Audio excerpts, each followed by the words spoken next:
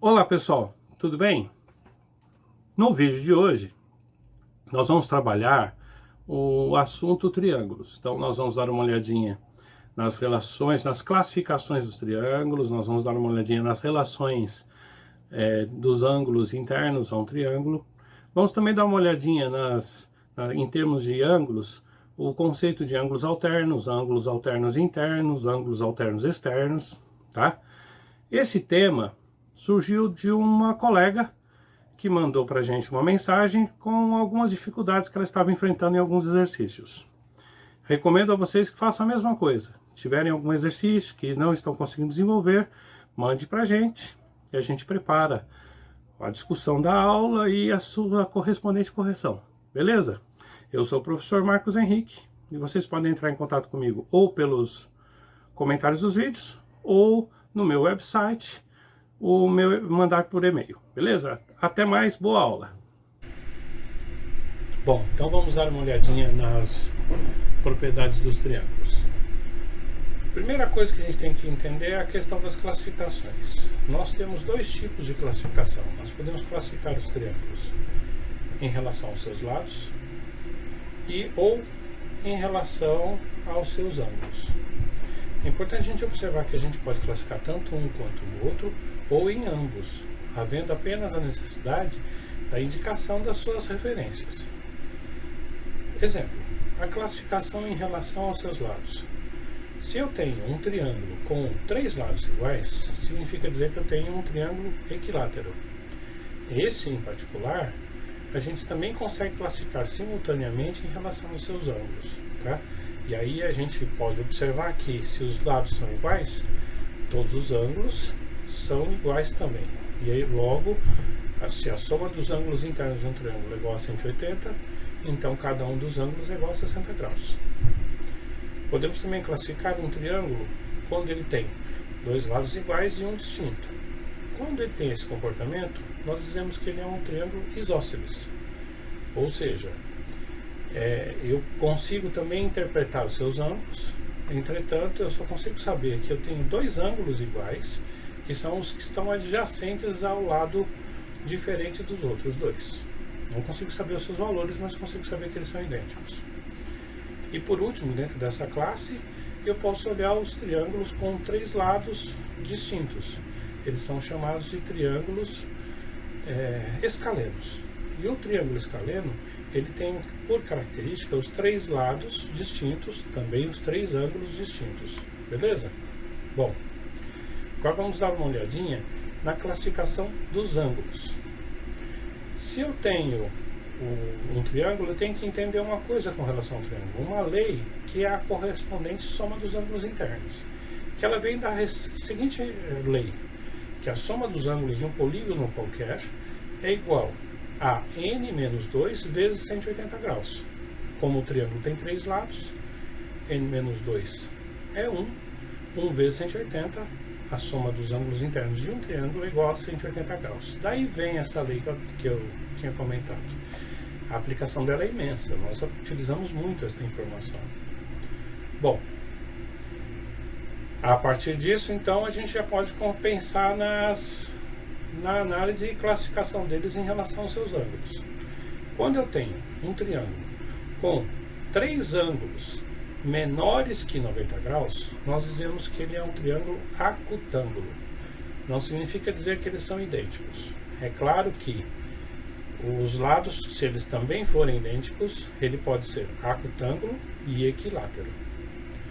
Bom, tenho também um triângulo que eu tenho dois ângulos diferentes de menores que 90 e um ângulo maior que 90. Então esse triângulo é classificado como triângulo obtuso, ou seja, se diz que eu tenho um ângulo maior que 90 graus, tá? A partir daqui eu já não posso dizer nada a respeito dos ângulos. Os três ângulos podem ser distintos, mas eu sei que um deles é maior que 90 graus. Bom, e eu tenho o triângulo retângulo, ou seja, eu tenho um triângulo em que um dos ângulos é igual a 90 graus. A partir disso também não posso tirar conclusão em relação aos outros ângulos, mas eu posso afirmar que um dos ângulos é igual a 90 graus. Além disso, além da classificação dos triângulos em relação aos seus ângulos e em relação aos seus lados, a gente pode tirar algumas fórmulas, algumas expressões que a gente utiliza muito. Uma delas é a lei de senos, que consiste no seguinte: o seno de um ângulo alfa está para o lado oposto a ele, assim como o seno do ângulo beta está para o lado oposto a beta, assim como o seno do ângulo gama está para o lado do ângulo gama, o lado oposto ao ângulo gama. Essa é a chamada lei de senos, que a gente utiliza muito quando nós precisamos achar algum ângulo ou algum lado e não temos todos os elementos. Essa expressão também pode aparecer para a gente como isso é uma regra de 3, basicamente, como sendo o lado está para o seno do ângulo oposto, assim como o outro lado está para o seno do ângulo oposto a ele e assim sucessivamente. A aplicação. Como é que nós aplicamos isso? Nós aplicamos na seguinte situação: quando eu tenho dois ângulos e um lado correspondente a um dos ângulos, eu consigo achar o outro lado. Ou quando eu tenho dois lados e um ângulo correspondente a um dos lados, consigo achar o outro ângulo. Basicamente, por isso que eu disse, é uma regra de 3. Bom, agora vamos dar uma olhadinha na relação entre os ângulos. A relação entre os ângulos vai nos permitir a gente achar uma série de valores com relação a eles. O primeiro é o ângulo que completa 90 graus. Então, quer dizer, se eu tenho um ângulo e um outro ângulo completa 90 graus, ele é chamado de complementar. Também tenho o ângulo que completa outro para 180 graus. Ele é chamado de suplementar. E o último, que completa uma volta toda, fazendo 360 graus, replementar.